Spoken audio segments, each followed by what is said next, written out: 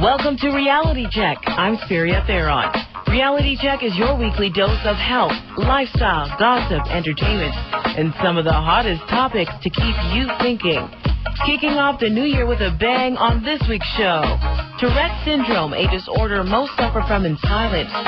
Dr. Duncan McKinley joins me to discuss the facts and myths associated with it and how he's trying to take his affliction to the masses. It's almost that time of year when most high school students start preparing for post-secondary entrance requirements. We'll give you some tips on how to make your application stand out above the rest.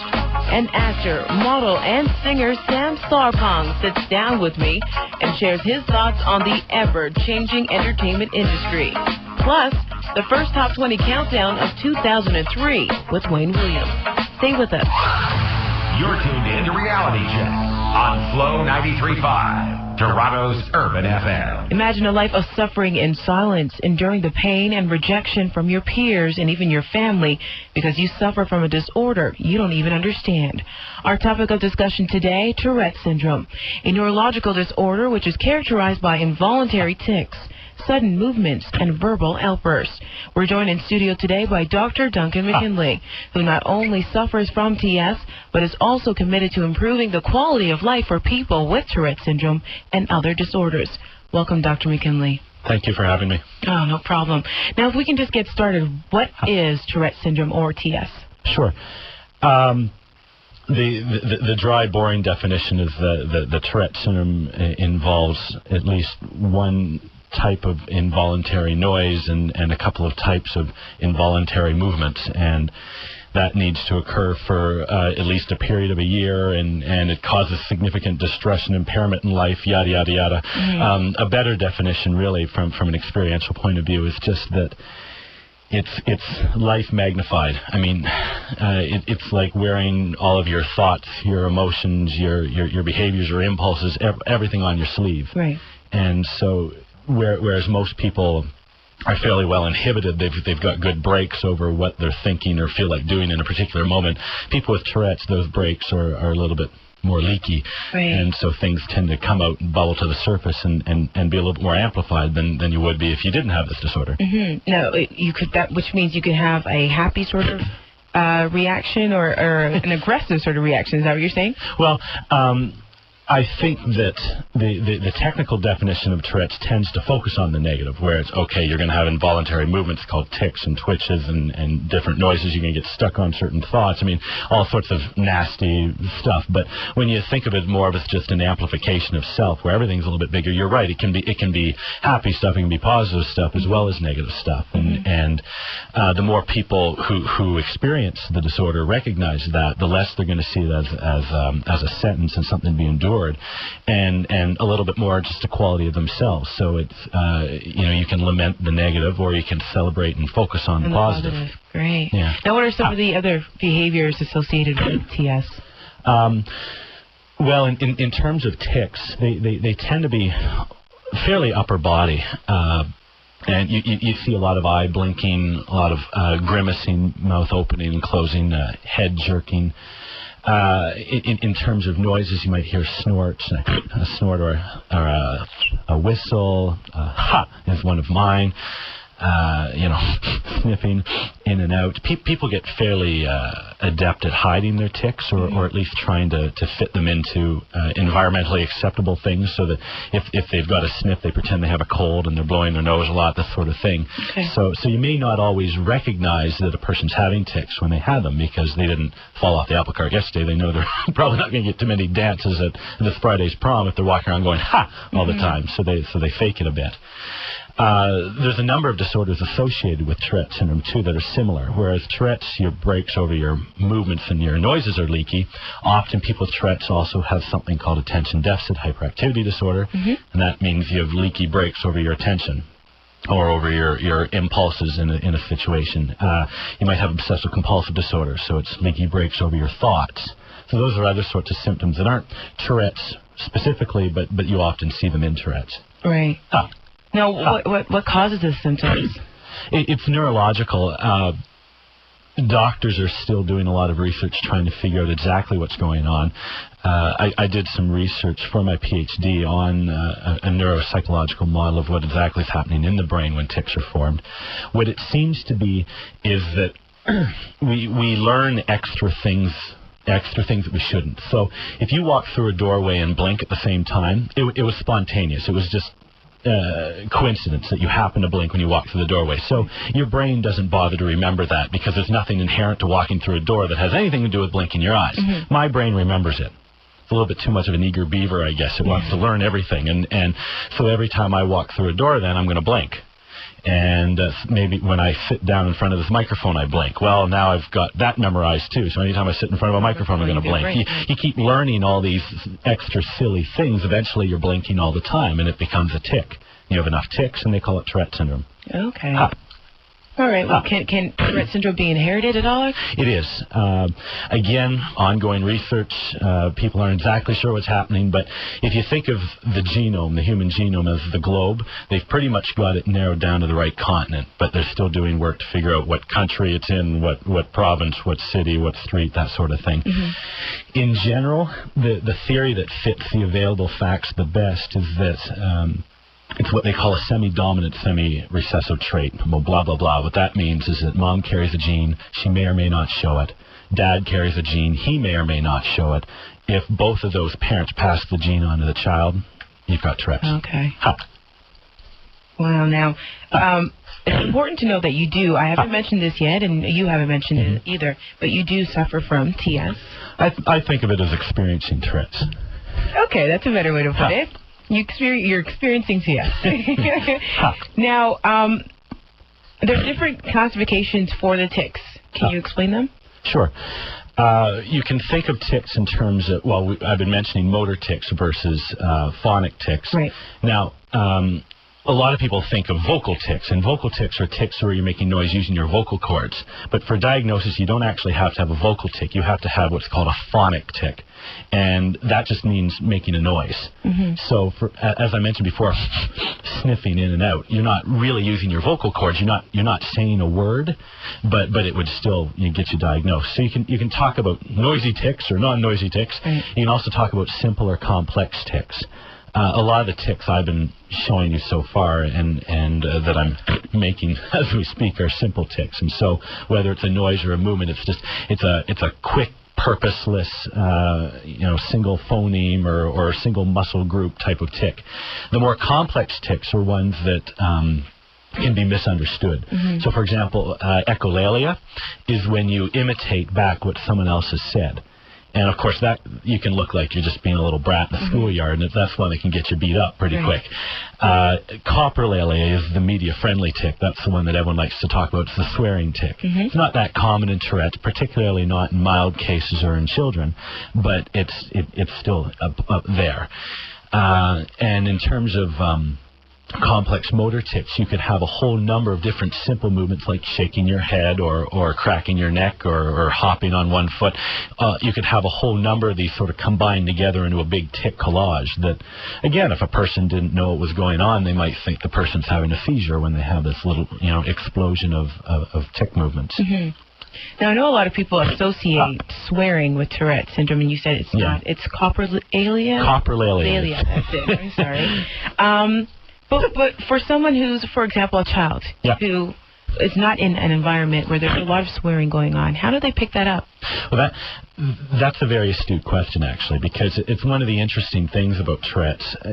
It's not just a neurological disorder. It's not just a psychological disorder. It's not just a sociological disorder. It's sort of, you have components of all of it together. Mm-hmm. And your question sort of introduces that idea. Yes, the neurology is there that you could get stuck on swear words. I mean, your brain's sort of predisposed to get caught in these ruts and have leaky brakes and all that sort of thing.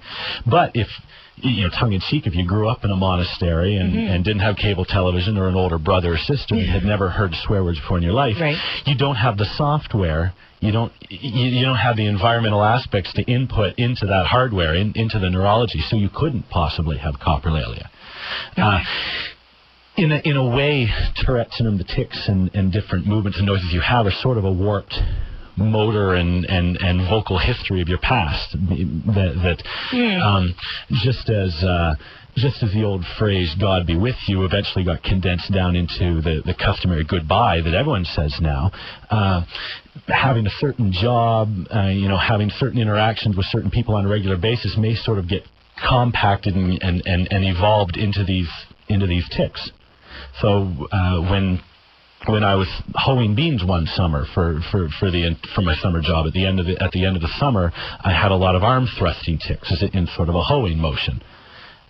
So it's a combination then. The short answer is between the experiences that you have and the neurology that you have. Right. Where the tics come from. All right. I'm joined in studio today by Dr. Duncan McKinley.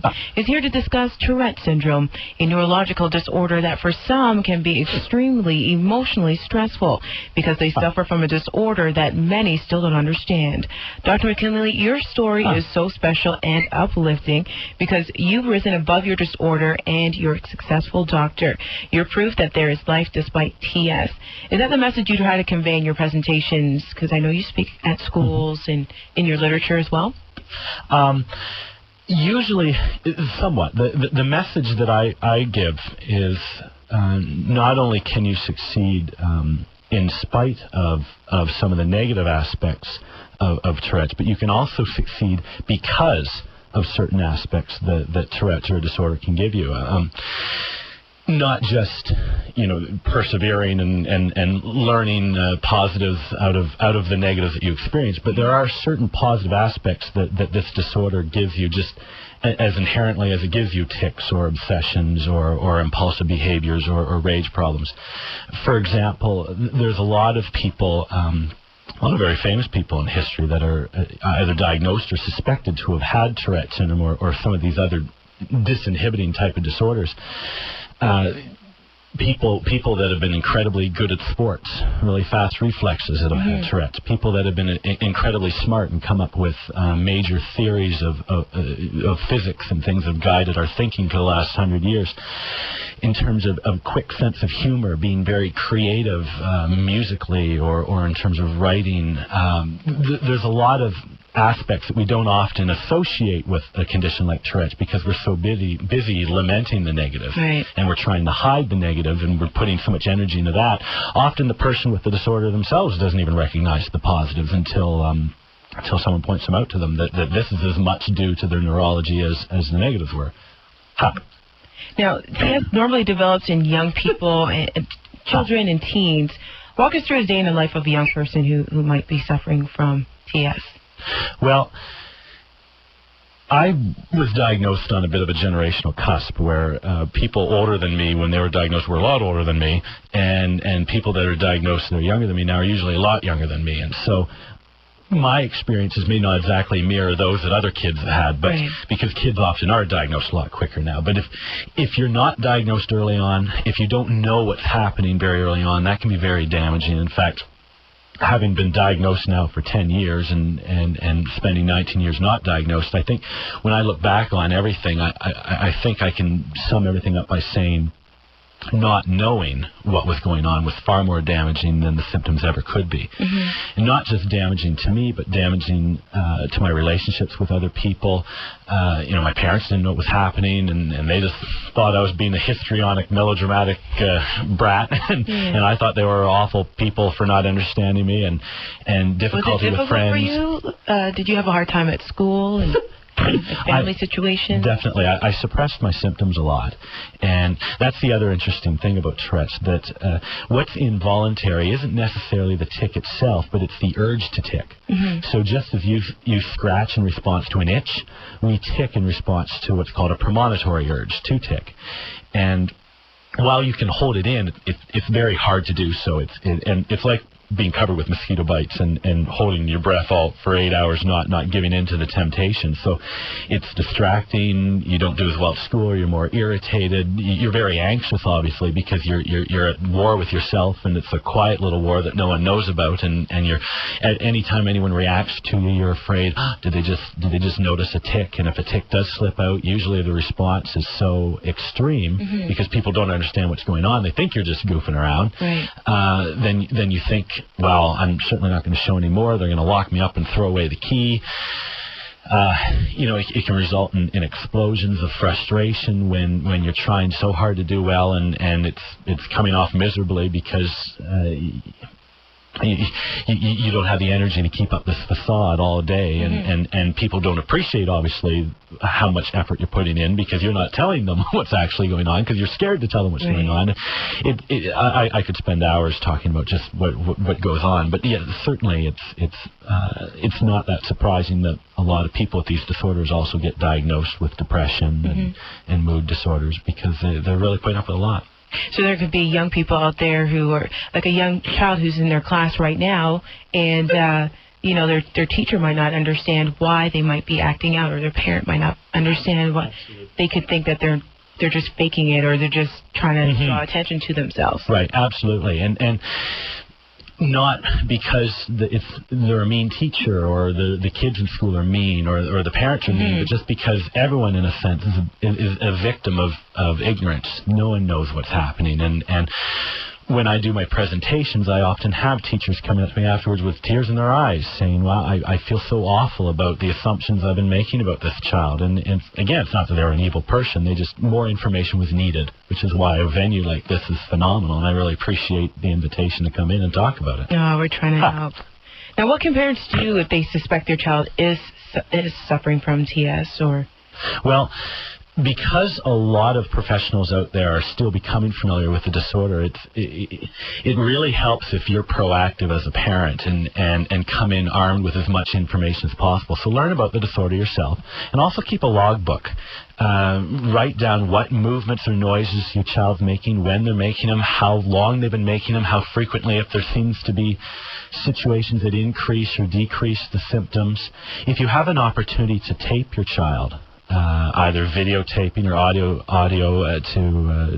so the doctor can see these symptoms. That's important. Oftentimes, kids when they go into the doctor's office don't tick at all. It's like a deer in headlights, and the parent gets prescribed an antipsychotic for being delusional and hallucinating. But you've wasted a year waiting for that appointment, and so the more information you can go in to show, no, this isn't just in my head. This is something my child's suffering from. The more apt you're going to get quicker results in terms of a diagnosis. Pediatricians, neurologists, psychiatrists are all medical doctors that you can approach in terms of being diagnosed. The advantage to that is that it's covered by OHIP. The disadvantage is it takes longer. Oftentimes the waiting lists are quite formidable. Right. The other direction you can go is to go to a psychologist to be diagnosed. The upshot to that is usually if you get a private assessment, you can get it quicker. But if you don't have insurance through your work, then it's not covered by OHIP. So there's advantages and disadvantages to going either direction. But there's a number of options available at least. Is there a cure? Nope. There's various medications that are tried with varying degrees of success. It's a bit of a shotgun approach right now. They sort of fire the brain with all this medicinal shrapnel and hope something good comes out of it. There's a lot of different medications that are tried because there's not a tailor-made one for Tourette's. Plus, there's so many associated things going on that you may want to medicate as well. The number of psychological techniques can be used, cognitive behavioral techniques, something called habit reversal training, exposure response prevention. These can be just as, if not more, successful than medications. Just in terms of plain support and counseling and therapy for the depression and the side effects of just living day to day with the difference is important too. Making sure that there's a lot of advocacy in the schools, going to presentations, watching videos, reading books. Informing yourself. There are a lot of options out there. Yeah, so I think there's no magic bullet, but there's a lot of little things you can do. Joining the Tourette Syndrome Foundation of Canada, for example, they have a lot of information they can offer in terms of face-to-face support and information, and also books and movies and in-services. I mean, but by picking away at a lot of different edges, you can make a big difference and go from victim to victory. Now, finally, Dr. McKinley, how do people get in touch with you? With myself? I have a website. It's called Life the Twitch. And you can go to lifethetwitch.com and through there learn a little bit more about the work that I do. I mentioned the Tourette Center Foundation as well. Their website is tourette.ca, and that if people are interested in becoming a member with that organization, that's how they can go about that. Okay, fantastic. Well, Dr. McKinley, I'd like to thank you for joining me today to talk about Tourette syndrome. I hope we made someone out there who may be suffering from the disorder know that they're not alone, and there are people and associations out there that can help. You're tuned in to Reality Check